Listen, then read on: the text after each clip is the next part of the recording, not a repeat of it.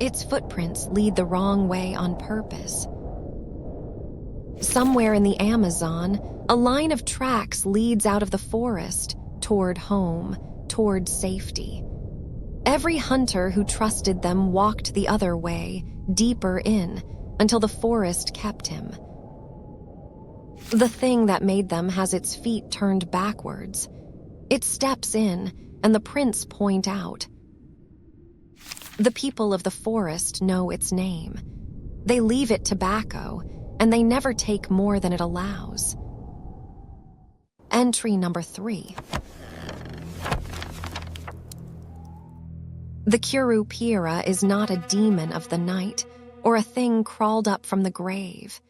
It is older than that. It is older than Brazil itself.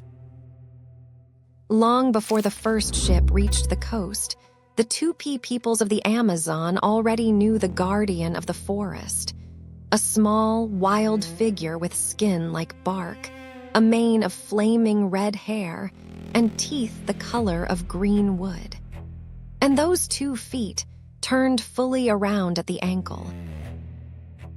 Its name comes from their language. Curumim, a child.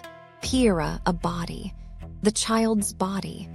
A thing the size of a boy with the strength to break a grown man in half.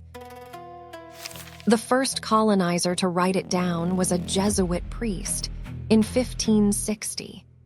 He recorded that the Indians spoke of a demon in the woods that whipped and tormented and killed them, and that to cross the deep forest, they climbed to the high places and left gifts of feathers and arrows, begging it to let them pass. 4.5 centuries later, people are still leaving offerings. Because the Curupira is not evil, it is something stranger and far harder to bargain with. It is the law of the forest given a face.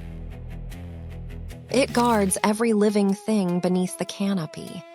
The deer, the tapir, the birds, and it watches how you take them. Kill what you need and kill it clean, and the forest lets you leave.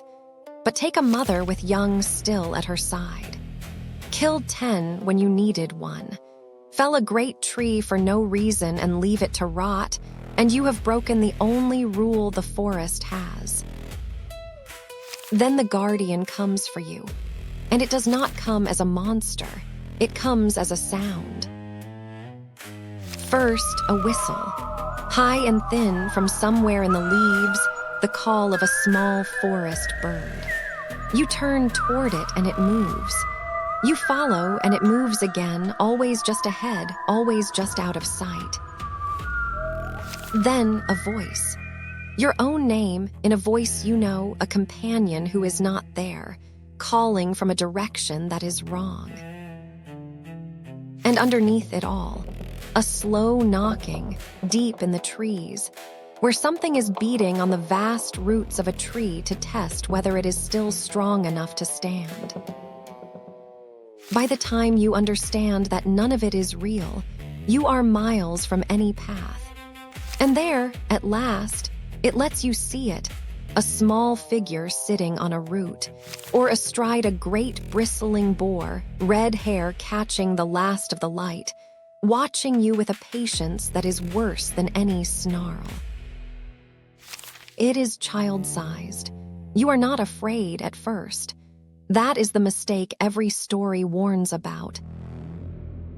Because the old accounts say it is strong enough to throw a grown man into the air and shatter his legs on the ground when he lands, and that the reek that rolls off it can drop a hunter where he stands. The darkest tale is this. A Curupira kills a man deep in the forest and cuts the heart from his chest. And then it puts on a shape that is familiar, and it carries that heart back along the reversed tracks home to the man's wife and child, so that they will welcome it in and thank it and never know. So how do you survive the guardian of the Amazon? You do not outrun it. Its feet already know which way you will run.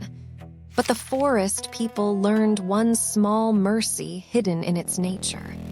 The Curupira cannot leave a knot untied. Weave a ring of liana vine, tangled and crossed and knotted upon itself, and throw it down on the path behind you. The guardian will stop. It will crouch over the thing, and it will pick and pick, unable to move on until every last knot is loose. And in those minutes, and only those, you run. And if you have anything to give, a twist of tobacco, a swallow of cane liquor, you leave it on a root, and you do not look back. So why would an entire people, for 500 years, believe in this? Look at what the Curupira explains. The forest does swallow people. A hunter steps off the trail to follow a sound, and the green closes behind him, and he is never seen again. The very tracks that should carry him home somehow carrying him deeper in. Something like that has to be given a name. And look at what it protects. Take only what you need. Do not kill the young or the carrying mothers. Do not waste what you take. That is not a fairy tale. That is the oldest conservation law on Earth, taught to every child of the forest as a thing with backwards feet and burning red hair, so that no one would ever forget it. The Curupira is a monster shaped like a warning. Take more than the forest can spare, and the forest will take you. And here is the part the loggers do not like. It never left. Brazil's forest wardens still work beneath a canopy that swallows the greedy whole. And when the whole world came to the edge of the Amazon to argue over the burning of it, the face that Brazil chose to greet them, the guardian of the gathering, was a small figure with red hair and feet turned backwards. The oldest law of the forest is now the world's. And as the trees keep falling, more and more people are choosing, quietly, to believe in the thing that makes the takers pay. Entry number 3. The Curupira. The Warden. Domain, the forest. Region, Amazonia, Brazil. Class, forest spirit, guardian of the wild. Preys on, hunters and loggers who take more than the forest allows. Danger, 2 out of 5, baleful. Weakness, a ring of woven vine and an offering left behind. The rule, follow the footprints out and you walk deeper in. The entry is recorded. The bestiary closes. But it does not stay closed for long.